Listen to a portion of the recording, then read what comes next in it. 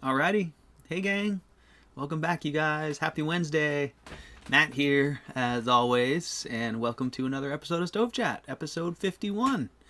As you guys know, we're here to talk about masonry heaters, rocket mass heaters, cook stoves, wood burning things of all types and flavors, and how to build them.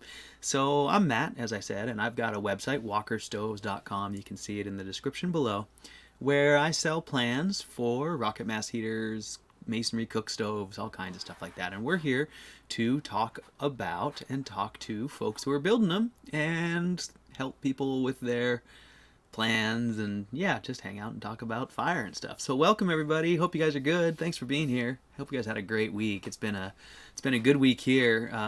We've had a lot of rain, like a lot. I think a couple inches over the last few days, few days I guess, and it's feeling like wintertime. So I almost lit the fire, but it's not quite cool enough. I've got the heater off, and it's pretty sunny outside right now. I had to shut all the curtains, but it's definitely getting to be wintertime. So I hope you guys are feeling the winter coming and getting excited about burn season, and getting another few months to tune your projects. So welcome everybody. Thanks for being here, you guys. Always learning. Mark, Augustus, thanks so much, you guys. I really appreciate your support. Thanks as always for just hanging out. So I've had a pretty busy week with stove stuff. I've gotten a ton of emails. It's definitely time. People have got heating on their mind, and I've been answering a ton of questions. So I've got a few questions to go over here in chat. Hey, New Light Forward, nice to see ya. Hello. But as always, I'm here mostly to answer your questions and to create this forum as a venue for all of us to get together and bounce ideas off of each other. So if anyone here has a topic they'd like to talk about, if someone's building a stove, has questions, if you're a newbie and just trying to figure out, where you're going, please ask questions. Shoot them in there anytime. We're really a welcoming group, and I don't always have all that much stuff prepared, so we'd love to answer your questions. So welcome to you, the rest of you guys. David Swanson, nice to see you. Thanks for all the photos. Andre, nice to see you too. Thanks for being here live. I know that's going to be hard from other locations, so glad you're here. And Permaculture Playground, your timing's getting great. You must have your GST or PDT or whatever figured out just right. So New Light Forward says, I just ordered your plans, ordered the boards, but how do I attach a door? Great question. So of course this is going to depend partly on which plans you have and what door you purchase. Hey Juan, nice to see ya. But there's a variety of ways you can attach the door, but the plans for most of the stoves do have some techniques for what I feel is the simplest way to do it. So you're going to have the door opening built out of brick. So you've got a brick door frame, as it were. The door, the surround, it's not the frame, but it's just the body of the stove has an opening where the door goes.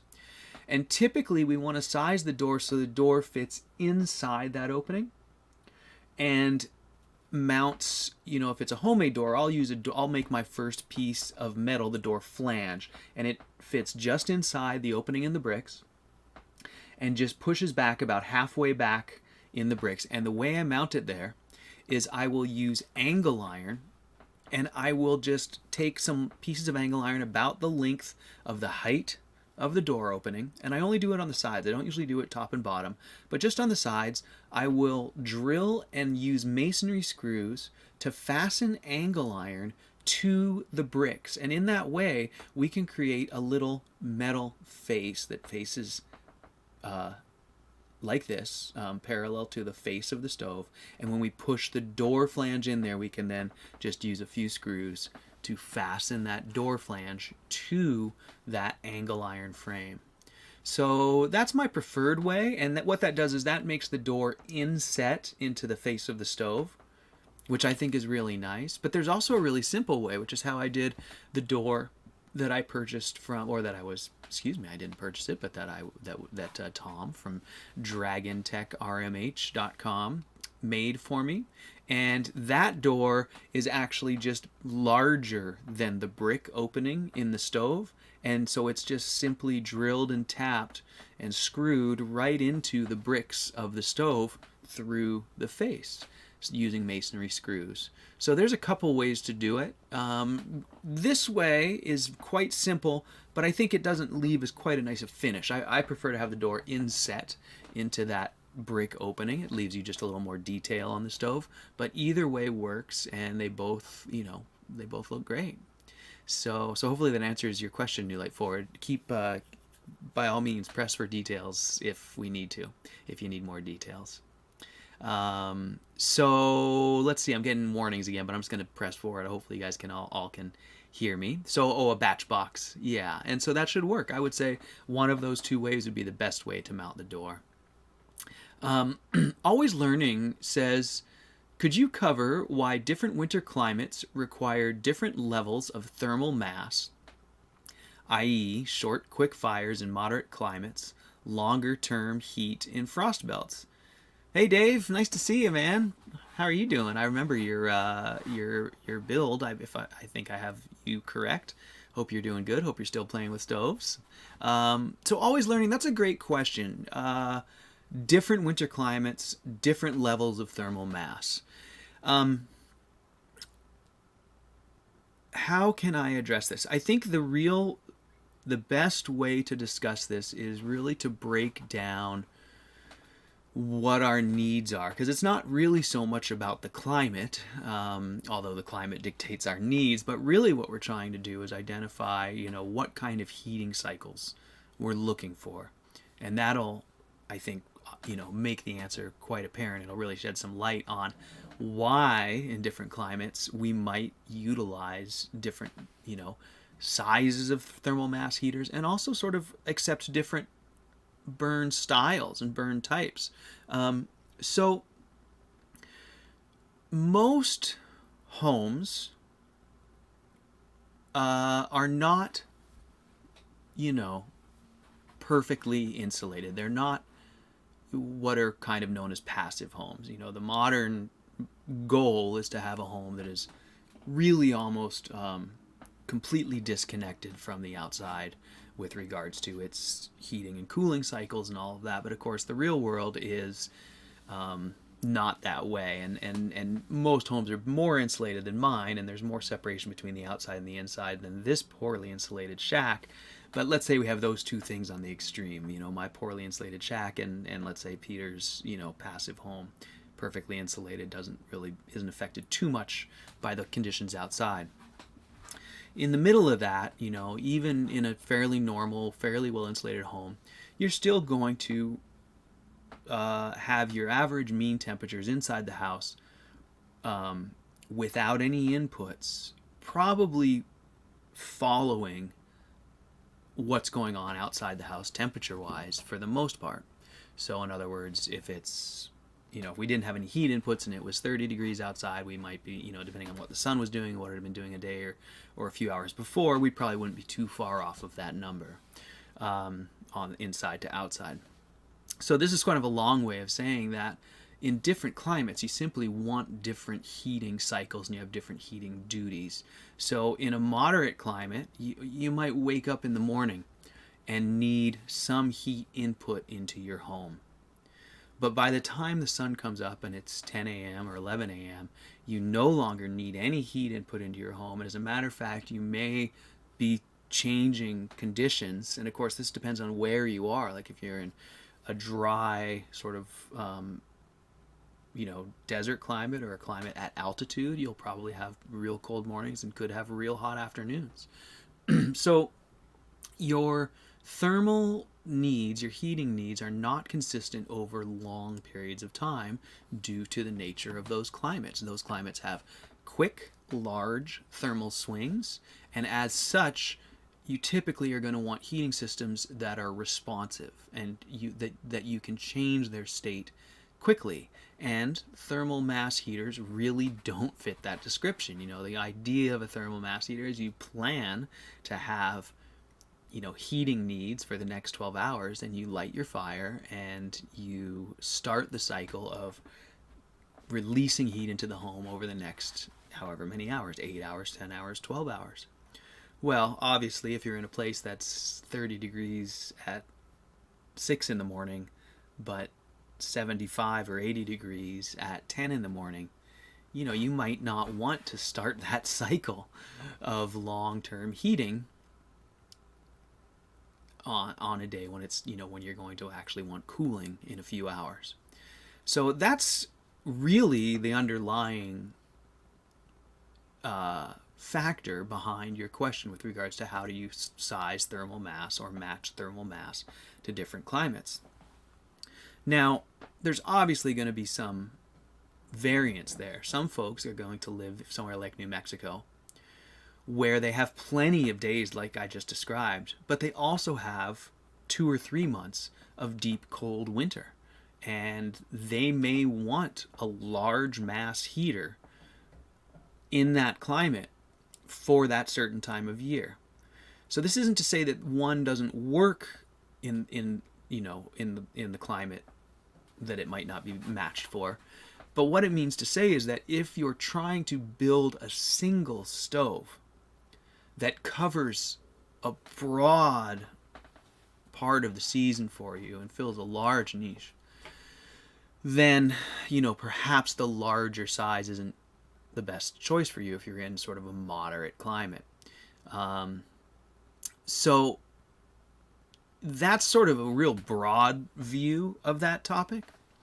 And, you know, we could go further into that, but really I think that's the gist of it. And you know, there's quite a few places, well, even here in the Pacific Northwest, we typically have a fairly mild but kind of long winter.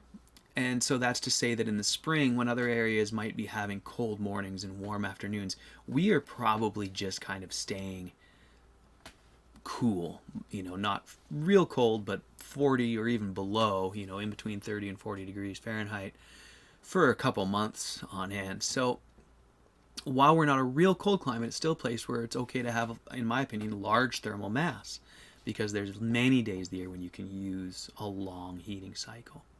So hopefully that answers your question. We could go deeper into it with detail, with more detail, but I think that probably gives you the general gist of it. And so really what I would encourage you to think about if you're thinking about planning for your home and for your space is not so much to dwell too much on climate, but really more about how you live in your home and how you like it to be, and, you know, what your heating goals are.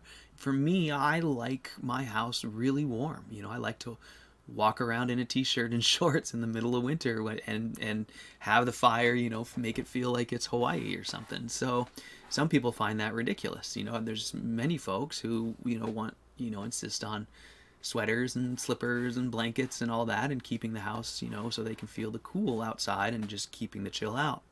So really, there's not really any one, you know, you have to have this size if your climate's like this or your house is like this, you build it like this. It's really a function of personal preference and choice and how you use it. And as I always say, I don't know that there's any way to really know these things until you actually build one and use one. You know, you might find that you just don't feel like lighting a fire some days. You're okay with it being cool in the morning because the sun's going to come up and warm it up. Or maybe the other way around. Maybe you don't mind having the heater warmed up and the doors wide open, you know? So there's a lot of ways things can go there. So let me catch back up with chat, and we can go back to that if we need to. So Pacific Northwest Dave says, I intended to add a cold start bypass by now, but the retrofit is still functioning exceptionally. Looking forward to making breakfast on the cooktop again. Hey man, that's awesome.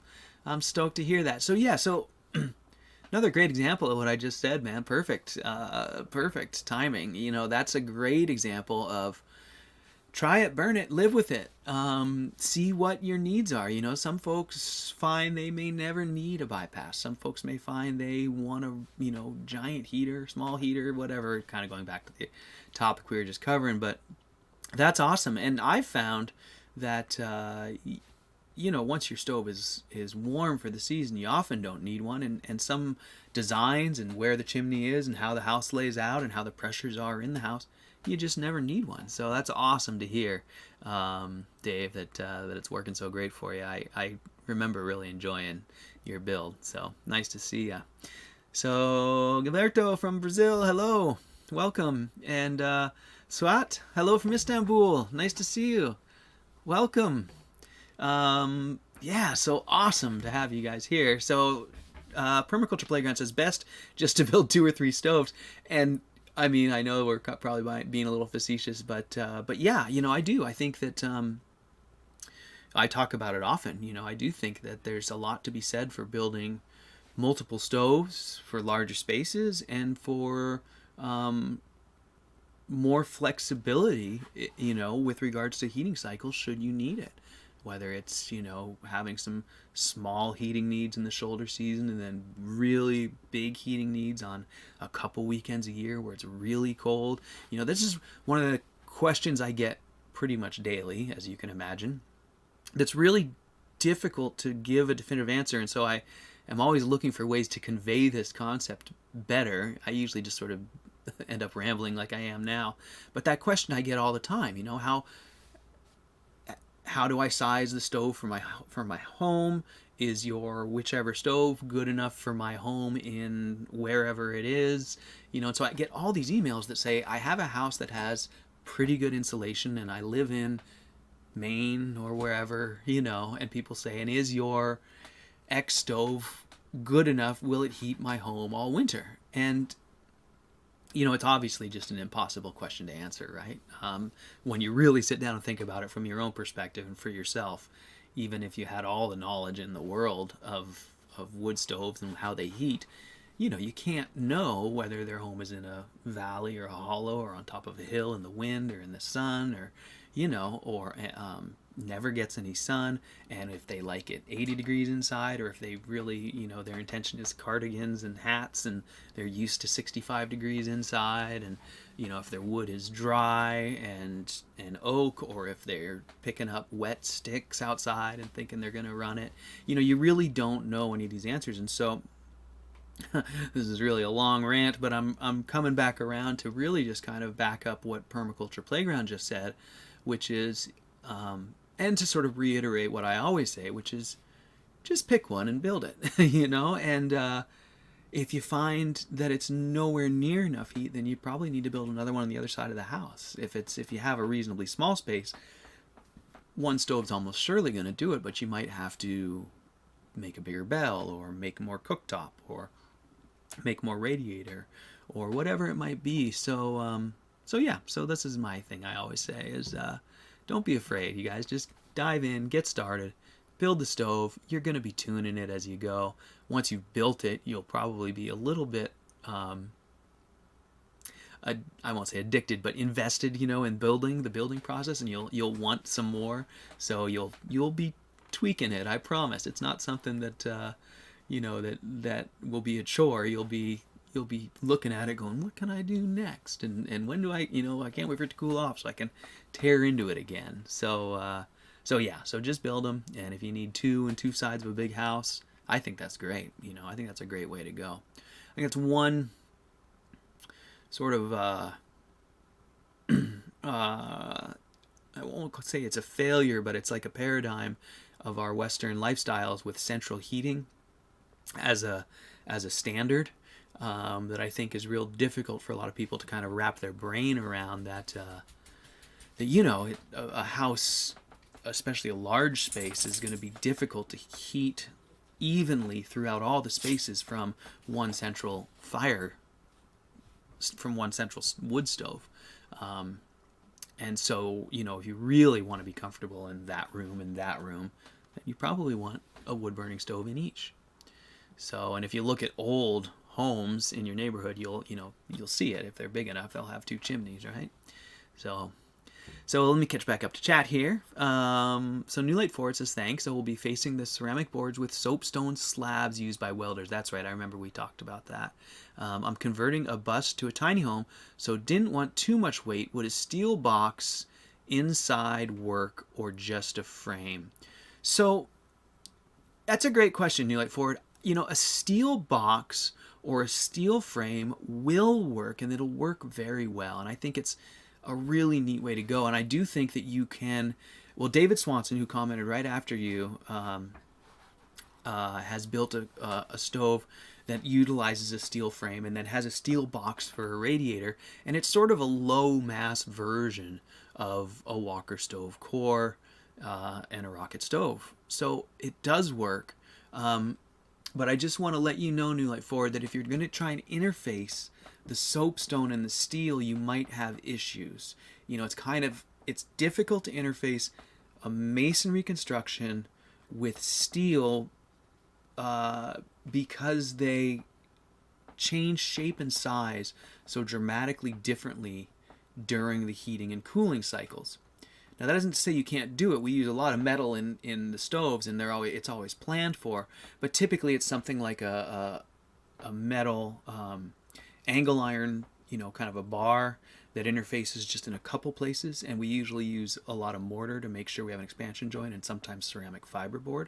But in other words, what you probably can't do is you probably can't make a steel box and then stick tiles to the outside because it would be, the expansion contraction, it would be impossible to stick the tiles to it. So I'm not sure exactly what you're intending with your layout, but you will have some challenges. Now, there are things you can do.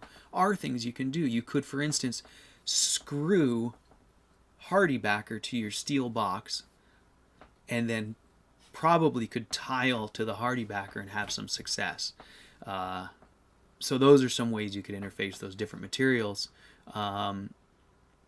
But yeah, you'll need to be thinking about those things, and then you'll also need to think about how are you going to harvest the heat into your space. Are you just going to have it radiate in the space when it's burning, or are you going to try and use that soapstone tile for thermal storage? And if so, how to configure that combined with the build so that you have an appropriate use of weight and masonry and all that stuff. So, but we can talk about more detail there if you'd like. Feel free to throw more questions in if it's getting your wheels spinning there and you're starting to think about how that's going to go together. But I think you should be able to come up with something good, and I'm excited to see what you come up with the soapstone slabs, because those are amazing. So David has multiple, as he says. He has a refractory casted 6-inch riserless, a ceramic fiberboard 6-inch riserless, and he's constructing his 2-barrel riserless 8-inch flue. And David, we'll take a look at your photos when we get through all the questions here. I really am excited about your double barrel build, and we'll share that with folks. And it may give New Light Forward some ideas, because it is another low mass build. So perhaps it'll help shed some light on that. So it's pretty cool. And he, as David says, he used a steel perimeter frame with 1-inch thick CFB. And it looks really neat. So New Light Forward says the ceramic board's outside the box for thermal storage. Yeah, I think there's you have some options there. You could build the box. That's the box holds the combustion zone, and then your gases come out of the combustion core and then into the rest of the construction that has the soapstone for storage. I mean, that's really the ideal way to go, is low mass, light front end with no thermal storage, and all the thermal storage taking place downstream. So I think that might work, New Light Forward. That could work really well. So Finn Bear says, I shared the link to this on our little permaculture group in Telegram, and see if the hexagons can make it. Nice, Finn Bear. Thanks so much, dude. Stoked. Really happy to have more folks here, as always. Welcome, hexagons, if you're here. So hope you guys have been moving forward towards your goals and planting tons and tons of food forests and understory, and carving up the earth to give you proper keyline development. I don't know. It's been a long time, Finn Bear, since I've talked about that stuff, but I had a little excavator here for quite a few years. I recently sold it because I kind of got done, but I have installed tons of swales and some kind of Sepp Holzer style terracing and ponds. I've got a really great property with a lot of elevation change. It's 100 feet or so from where I am here down to the pasture. And so I can have all these swales with ponds and fruit trees. And I installed most of that stuff over 5 years ago now, and I've kind of stopped, as you guys have talked about, my changes in my life over the last few years. So I've kind of stopped planting fruit trees and understory and stuff, and it gives me so much joy to go back now and see these things holding up without any inputs from me, because of course as I've shared, I'm not not giving them any inputs anymore. No weeding, no clearing, no pruning, no harvesting, no, as a matter of fact, I went down there today and there was some deer in one of my swales eating all the trees, and but the trees are big enough now, that the deer don't bother them. So anyways, it's really, really rewarding to see all the berries and the understories, all the plants. There's still, after 5 years of no seeding, there's still kales and cabbages and all kinds of stuff out there. So yeah, I keep meaning to do a video of it, Permaculture Playground, and update, but it's difficult. I got to get over myself. It feels weird to share it, because it's kind of, it's not like it's abandoned. It's just doing what it's supposed to do. But I don't utilize it in that way anymore because I changed my whole program, and so sometimes like I want to share it, but it sort of looks neglected. You know what I'm saying? Like none of the trees are pruned. Whatever, I should share it. It's really neat, and especially the right time of year with like a drone view, you can really see the elevation and the swales and the shape of the land, the contours. I spent a lot of time out there with stakes and running key lines, and it's a lot of fun. Anyways, love that stuff. So Hexagons, hope you guys are here and enjoying yourself. So and then Finbear says, sounds like David put his no nonsense pants on, and that's our David Swanson. Finbear, he is one heck of a fabricator, and he's got a great creative mind on him. He's always thinking about new ways to do this stuff. So we'll look at his stove. It's pretty cool. It's really a pretty neat build. I just love the rack you got for it, David. So we'll catch up to that pretty soon.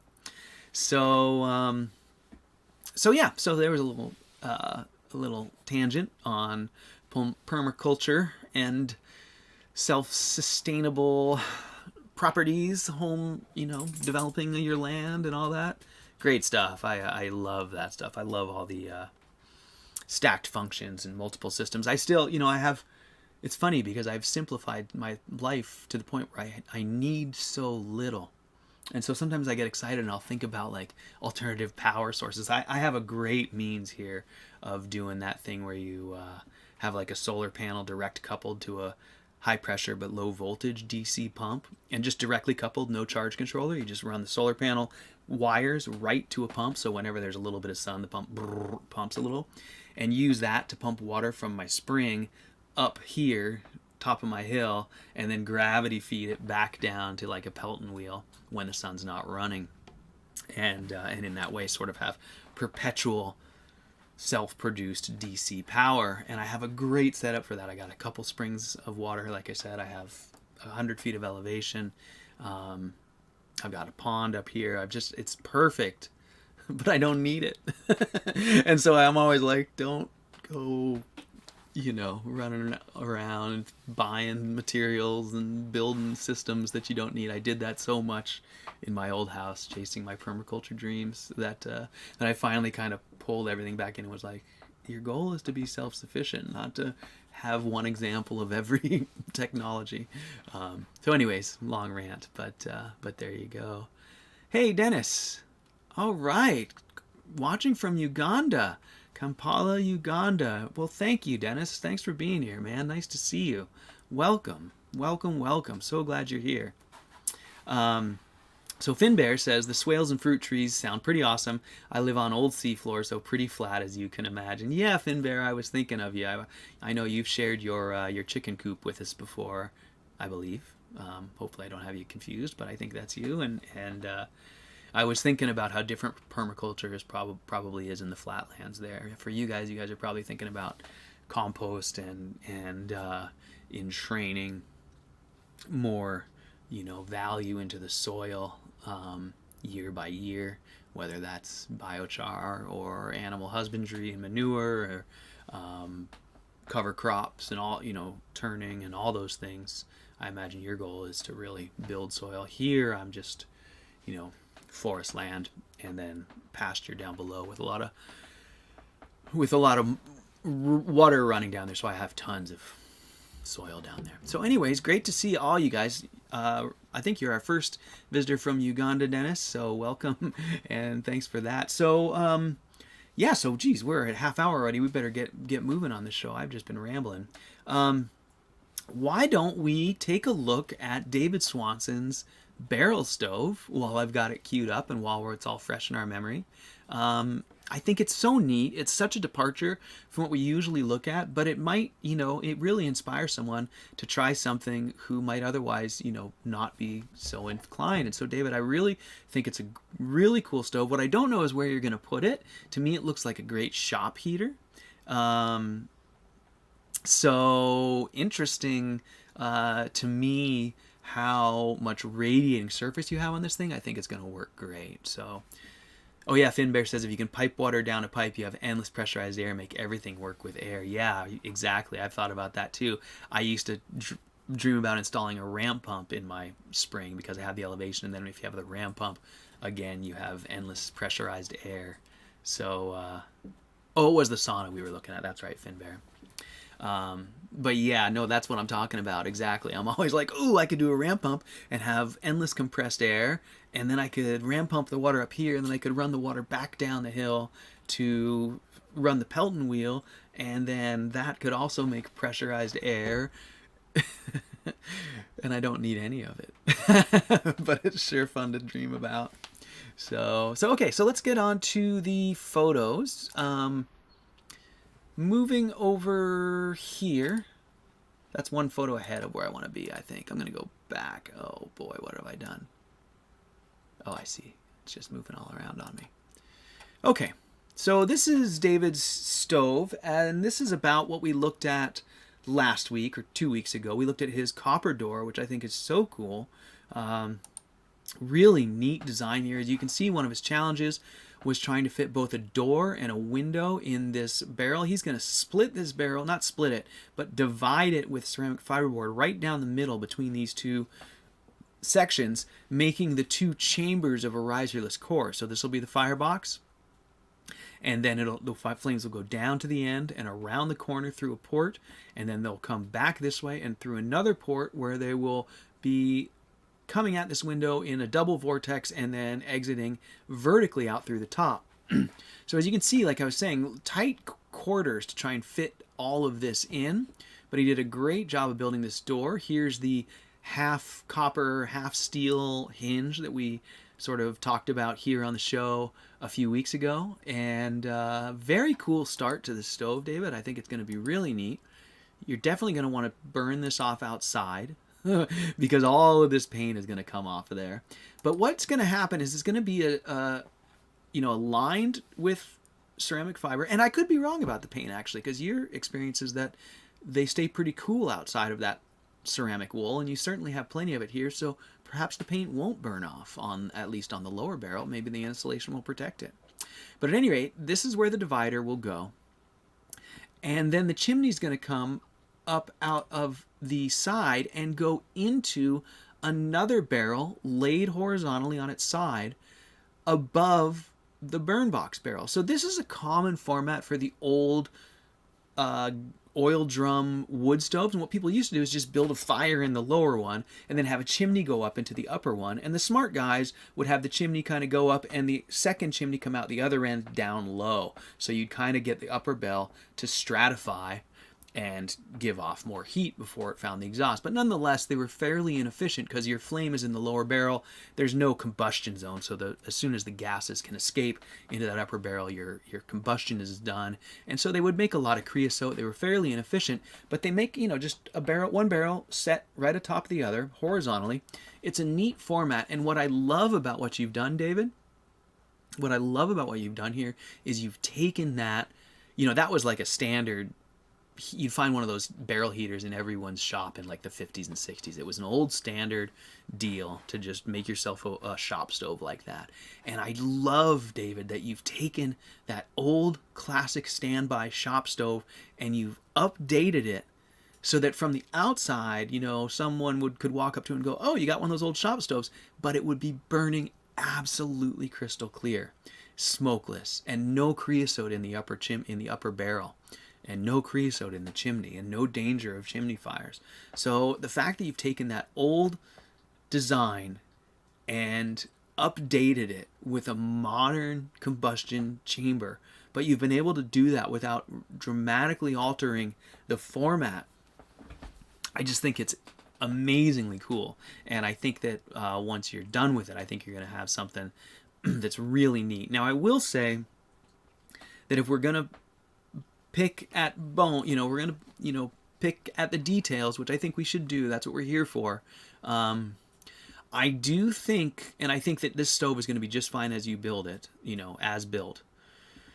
But with a burn chamber of that size, of 8 inches, I bet you could even add a third barrel of radiator into the space to get your exhaust temps down. I'll be curious to see what your exhaust temps are when you're really running it hard, because I got a feeling you can overwhelm that top barrel and still be blowing some heat out the chimney. But I could be wrong about that. A barrel is a lot of metal surface area.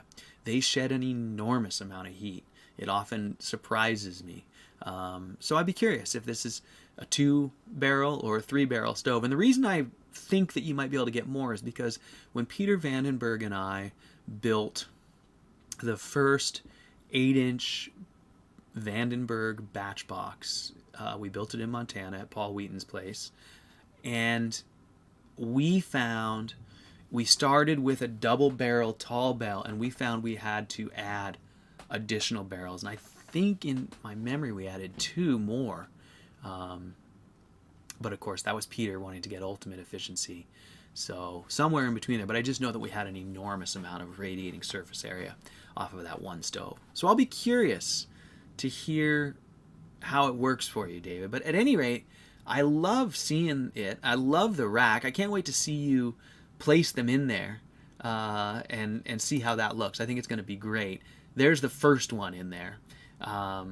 So I think it's going to be amazing. There's the lower stove, I guess, in the rack with the door and the glass. There it is.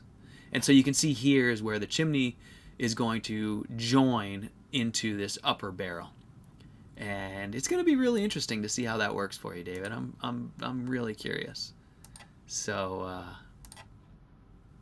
there's that one. And what am I doing here? Okay. Let me catch back up with chat here. So Finbear says, oh no, that was swales and fruit trees. Yeah, we already did that. Okay, so, David Swanson says, it's going on the porch outside of the RV, and the top barrel will have 4-inch pipe through it for heat into RV. Whoa, dude, that's super cool. Love your brain, man. It's exactly like I was talking about, all these ideas that I could do but don't need. At least we got folks like you out there who are building them so we can see how it works. So I love that. So David is going to make his upper barrel an air-to-air heat exchanger, right? With a 4-inch tube plumbed through it that he can put a fan on the back end and blow clean air through the middle of the barrel, so it goes through the flue gases but never touches them, so it stays clean. And using that air-to-air heat exchanger, blow warm air into the RV, which, I mean, David, you know that we've talked about this a few times, but that's one of the most common questions I get is, how can I utilize one of your stoves for my RV, for my tiny house? And boy, if you could come up with, if there was a real good way to do a solid wood-fired furnace, as it were, which kind of what you're building, wood-fired furnace with an air-to-air heat exchange. Boy, it's a really, really cool concept, and there'd be a lot of folks who could, apply it to their situation. Especially if it was one like yours that are fairly, lightweight, easy to move around.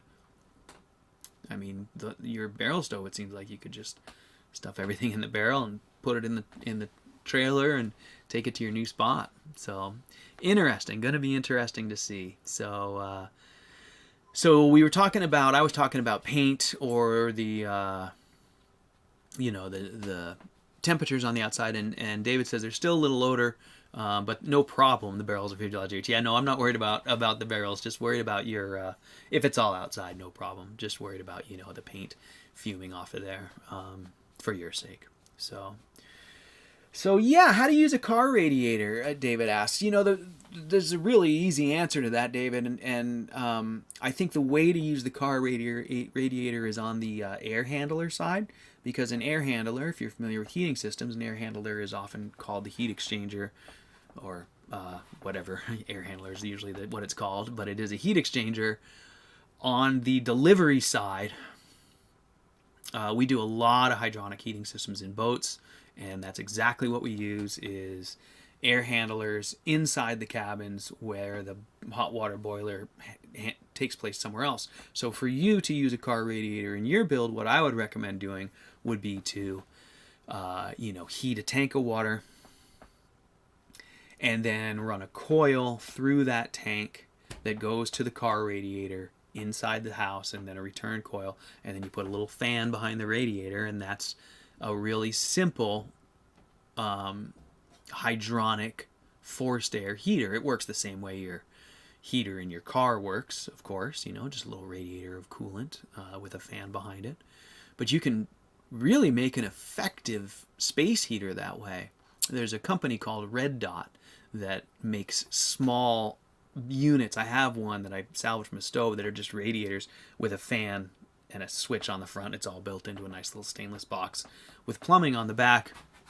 And they're just dead simple little air handlers, and I think that's the best way to use it. I don't think you can put the radiator side in the fire and have much success for a couple reasons. One, it's aluminum, so temperature is an issue. Two, they can get plugged and dirty easily in our particulate-filled environments. But air to air for a radiator, I don't think you'll have much luck. I'm not 100% sure about that, but my suspicion is that the passageways are too small. The boundary layer friction is too great.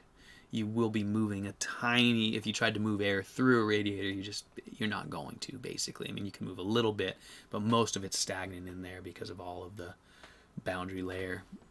And you couldn't remove heat fast enough, and you'd overheat that thing in a heartbeat, that aluminum.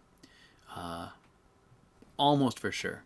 So I think water is your best bet. Now your double barrel stove would be an awesome water heater if you put a grease drum, put a 17-gallon drum inside your upper drum on standoffs, so it was evenly supported inside there, and you insulate the outside of that upper drum so that it's just a chamber for that inner water barrel, and you make that inner drum vent to the outside. Just put a pipe in from the double barrels through the top, like a 2-inch pipe, so it vents to the outside so you can fill it, and then run a heating coil of water through it for your heat exchange. You'd have a wicked hydronic system.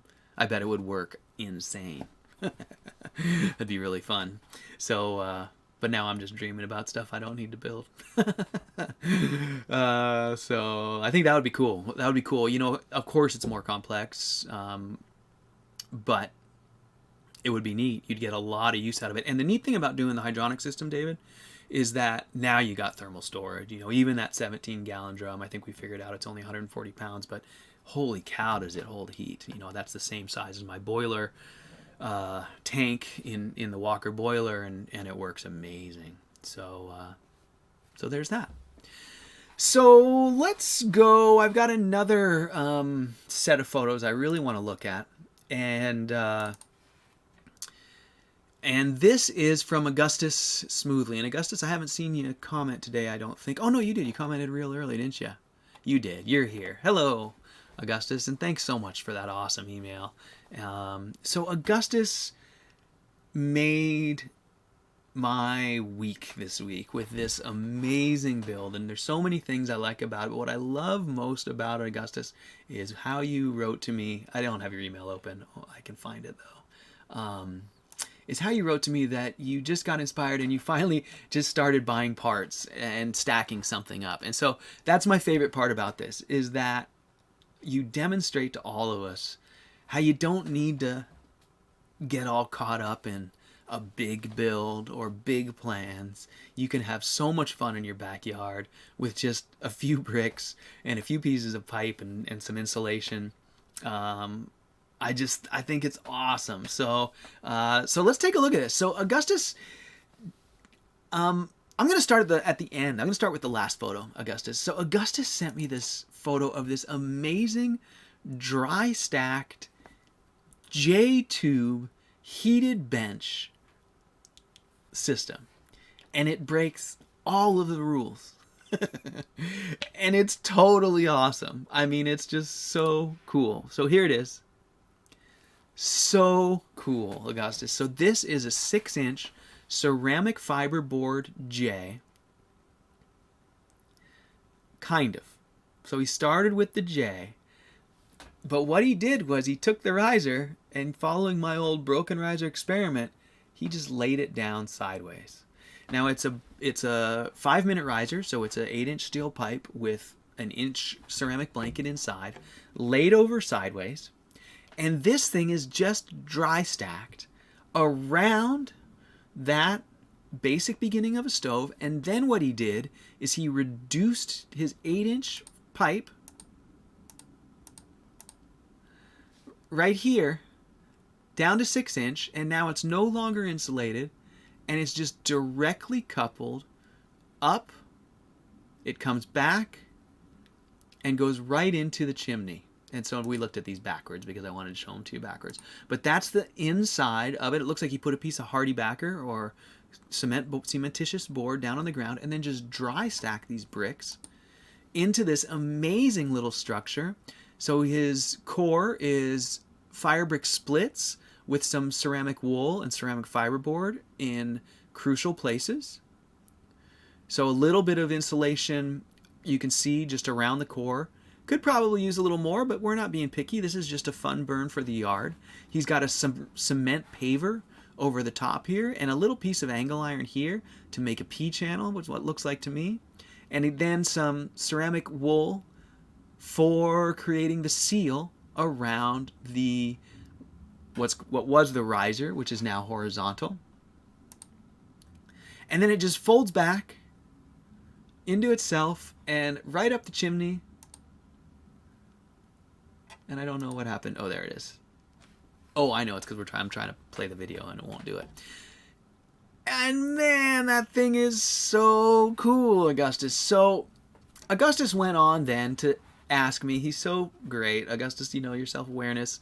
He's aware that, you know, I'm kind of a old curmudgeon when it comes to people deviating from plans and not building cores, you know, to tried and true dimensions.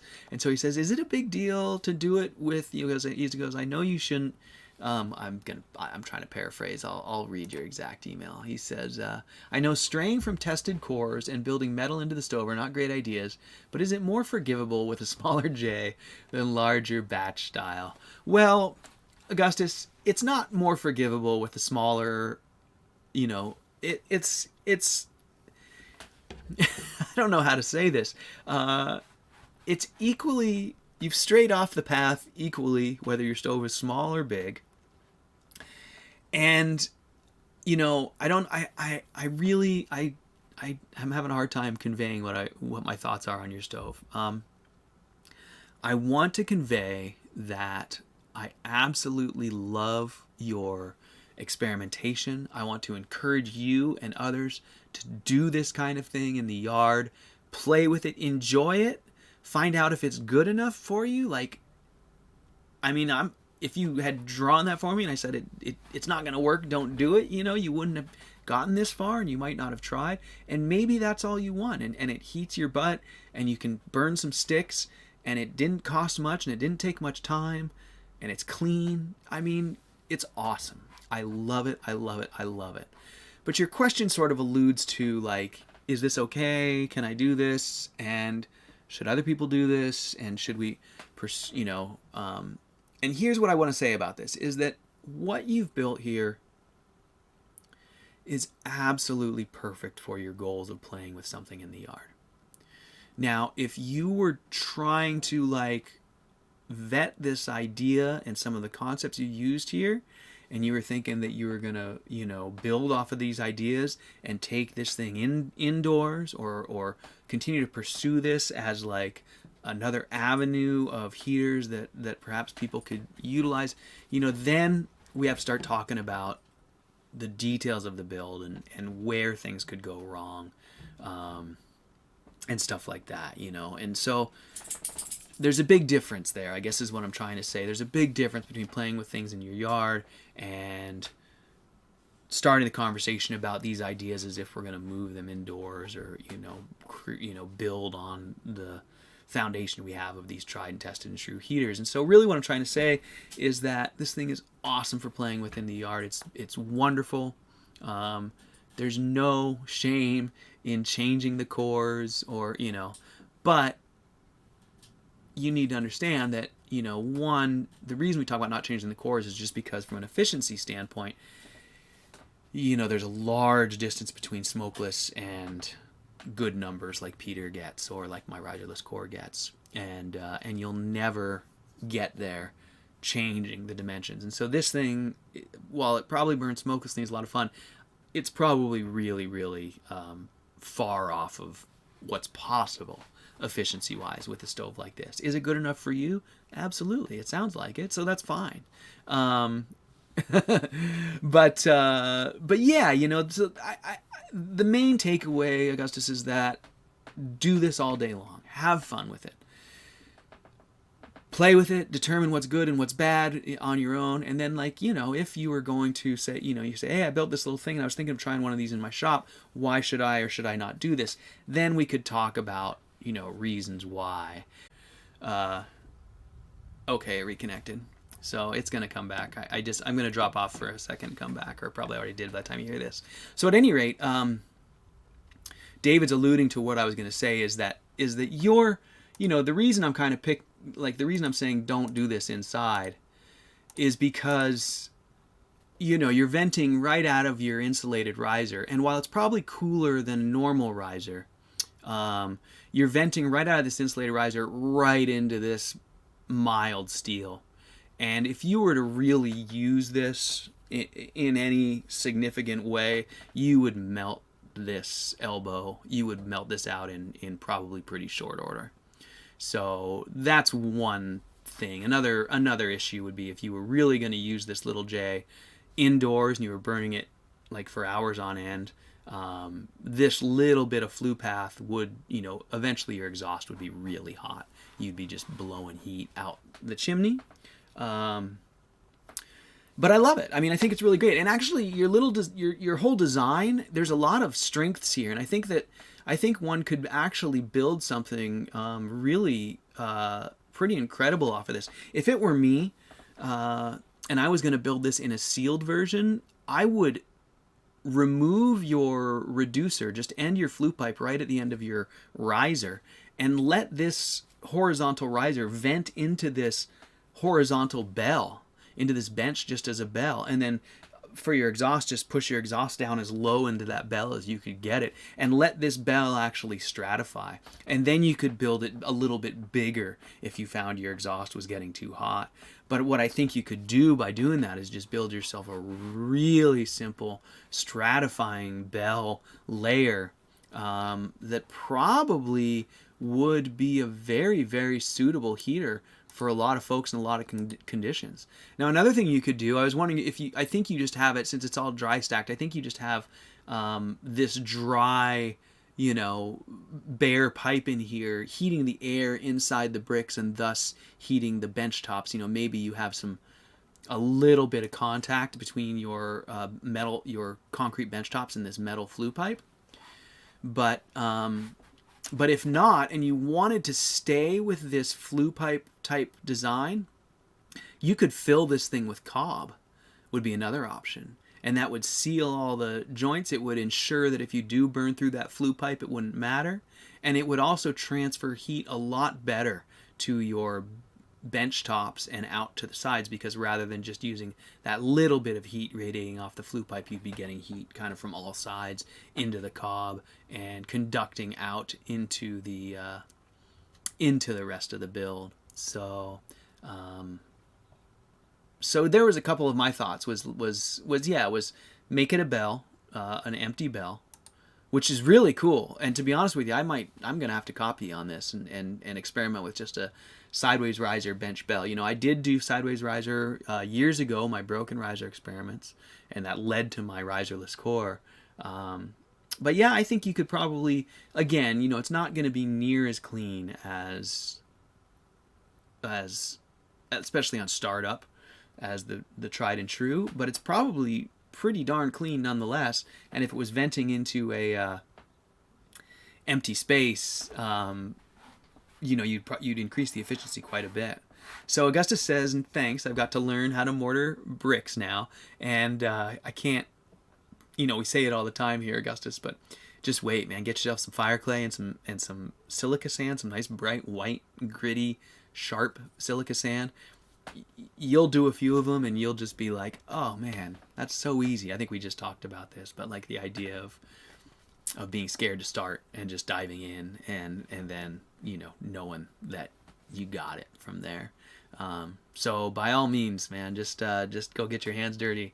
I think you'll be really stoked. And I love this thing, Augustus. I just absolutely love it. I think it looks great. I think it's really the kind of thing, despite whatever I just said that might have sounded negative, none of that was, please don't take any of that away as hey, you should change that. It was more just kind of like if you were going to go take it to the next level. But I think as you've done it here, this is awesome for a little hangout space outside. I mean, just awesome. Maybe you collected the sticks from your yard and you just kind of want to sit there and for an hour, and clean up your little stick pile. It's just perfect for all that stuff. So I really love it, and I can't thank you enough for sharing that with us, Augustus. It's just really, really cool. So, okay, gang. Well, geez, I hate to say it, you guys, because I'm going to miss you, but I think this is the last stove chat for the last weekly stove chat for this season. And I know it's early, but I started early so we could get 20 of them or so in, and I am going to try to go do some surfing, at least for a little while. So I don't know, I definitely don't have a big plan for the whole winter or anything, and I definitely am going to be coming back to do some more stove chats. So this isn't the end of stove chat for the season, but it's the end of just the regular weekly shows. So I will definitely let you guys know when I'll be coming back. I'll put up a notification, hopefully a few days before I do the next one. That'll give you some time to get ready for it. And then during the course of the time when I'm not doing the weekly shows, I'm going to be trying to go back and curate the old stove chats, and so I'll be pulling excerpts out of them and putting them up here on YouTube as individual videos so that you can search for them. So like we'll have like David's riserless core as a fireplace insert, you know, and I'll title it something like that, riserless core as a fireplace insert, and it'll be like a 3-minute video, and hopefully that'll help people find the stuff that's relevant without having to wade through all this me jabbering. So I'm actually really excited about that project because I think that we've covered a ton of great stuff, and to have it sort of curated, titled, searchable is, I think, a worthwhile project. So I'm going to dedicate quite a bit of time in the coming months to doing that. So hopefully you guys will give me some likes on those ones and help keep the momentum going there. And what I really would love it is if you're watching any stove chats and there's something that resonated with you, you know, flag it in a comment or email me and say, hey, here'd be a great one to do. Because I think that we have a lot of good info here that right now is kind of lost in the woods. So I'll do that. And I will, Mark says, let us know when you're going to start chats again. And I will, Mark. And what I think I'll do is I probably won't start up regularly again, at least for the next few months. But I'll try and pop back in when I get some great questions or whatever. Oh, Augustus, thank you so much, my friend. I can't even tell you how much that means to me. That is so nice. So thank you so much for the donation and support. You guys, you know, your support and your, you know, you being here every week, it means so much to me. So thank you guys. I just can't tell you that enough.